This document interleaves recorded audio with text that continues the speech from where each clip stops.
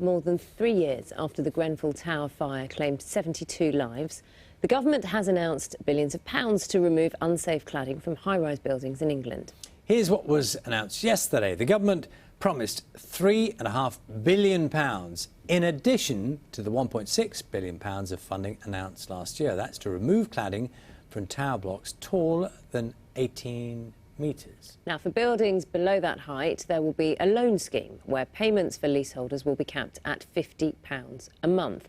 To make sure the whole industry, the building industry, contributes, there will also be a new levy on developers of future high-rises to cover the cost of those grants. So what do people who are living in these buildings actually think now they know? Breakfast Tim Muffet has been finding out. I cry for nothing sometimes because I'm so desperate for something to happen, to save us. Adeline is 76. The anxiety caused by the cladding surrounding her flat is proving hard to bear. It's really affecting me, mentally, my health.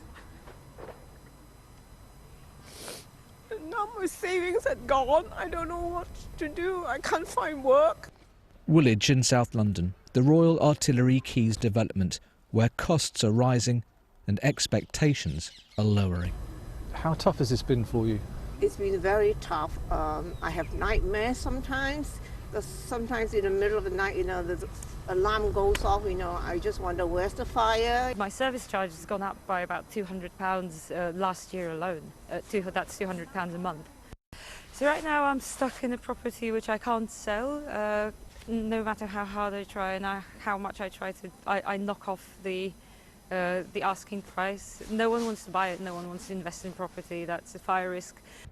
The government has pledged a further £3.5 billion to help with cladding removal and repairs, on top of £1.6 billion already promised. What did you make of the government's announcement? I mean, it's a step in the right direction, definitely, and it's some relief for leaseholders like myself who are in buildings above 18 metres. But, there are other cladding or non-cladding related issues that could cost just as much as, the extraordinary amounts that we were expecting to pay for cladding that hasn't been addressed. There's, again, the insurance premium costs, and I just think that more needs to be done. The management company here, Rendell and Rittner, says it understands how worrying and stressful this is for residents. It says it's making every effort to mitigate increases in service charges. Housing developer Barratt says the flats met all building regulations when they were built in 2003. It says it's working hard to find a solution. Joe lives in a flat less than 18 metres high. The government says he would be able to access loans to replace unsafe cladding. Repayments, it says, won't ever exceed £50 a month. I feel betrayed, to be honest with you. I think, if we have to have the same certification as buildings above 18 metres and we still are required to have the EWS1 form, then why are we hit by the same fire safety risks, costs that the buildings higher than us are having to take on? It's an arbitrary height that they've just clung on to. And I think if all of these buildings need to be made safe, then the height of the building shouldn't be an issue.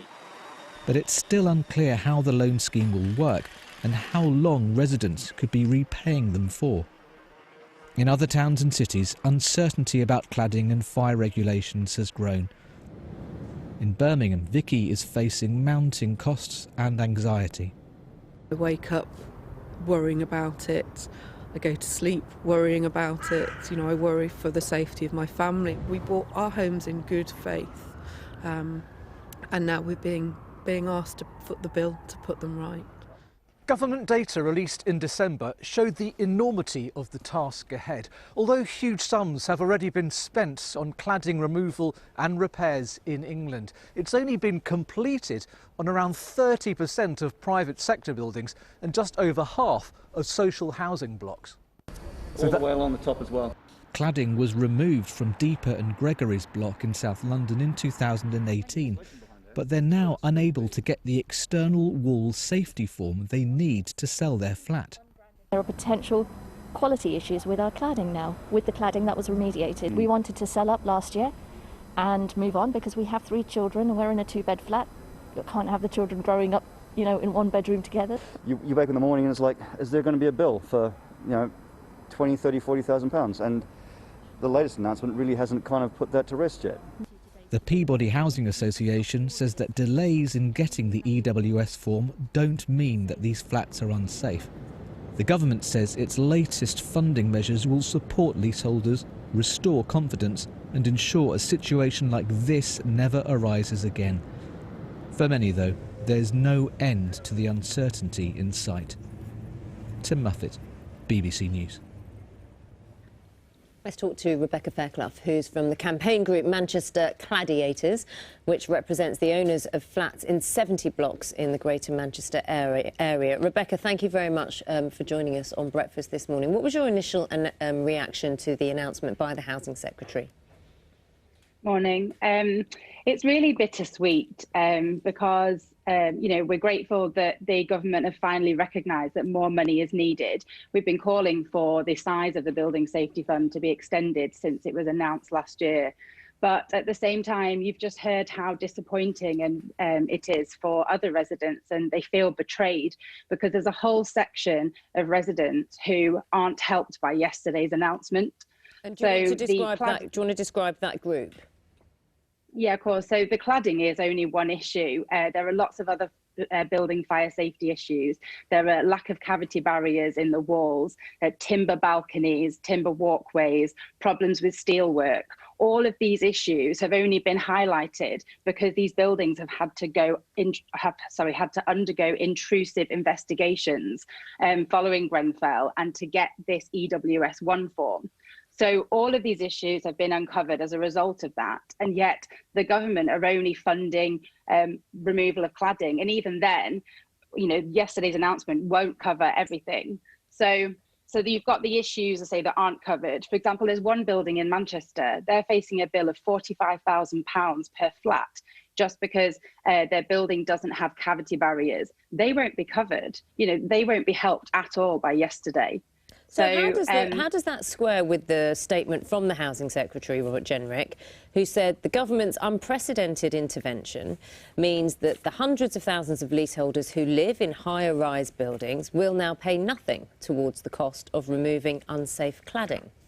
If, there are some with those bills, 45,000 I think you mentioned, those bills, the Housing Secretary says these bills will not be footed by them. Because the government are focusing on the word cladding and removing unsafe cladding. So, so it's great that they've said that those leaseholders won't have to pay, but there are all the other issues of what's behind the cladding. If there's a problem on the outside of the building, you can bet your bottom dollar there's a problem on the inside of the building. So you have buildings that have cladding problems and the other building safety issues. Then you have other buildings that don't have cladding, but have the building safety issues. So, yes, it is an unprecedented amount of money, but this is an unprecedented scandal. This is going to have a rippling effect upon millions of people for many years to come. There's also been the issue, hasn't there, about how much the building industry itself should take in terms of responsibility and culpability. Did you get any words of reassurance there? There's a future levy, isn't there, that's going to be put on future house builders or builders that build future properties in order to help pay for this at this moment. Is that a good idea in your opinion? Yeah, so where buildings weren't built in compliance with building regulations at the time, then definitely, there are developers and contractors that are liable. And so, we welcome any levies from the building industry, although we're still not sure what the detail is, and what those levies will go towards. Will they go towards, the remediation of the cladding, or will they go towards, helping to fund the other issues? So it's not sure. The devil's always in the detail with these things, so we just need to wait and see. But we definitely welcome input from the building industry. And also, this looks at the height of buildings 18 metres or over. So those who live in buildings which are 18 metres or less are also looking at different costs. Yes, so the government have announced a loan system for buildings between 11 and 18 metres high. And it is, why should they have a loan, but yet somebody who lives in a building which is 1 metre taller gets a grant for replacing their cladding?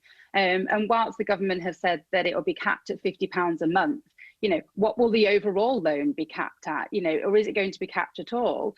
So if you've got a £35,000 bill that you need to pay to fix your building, which is only 16 metres tall, then, and you have to have a loan for that, if that's attached to your property, it instantly devalues your property by that amount.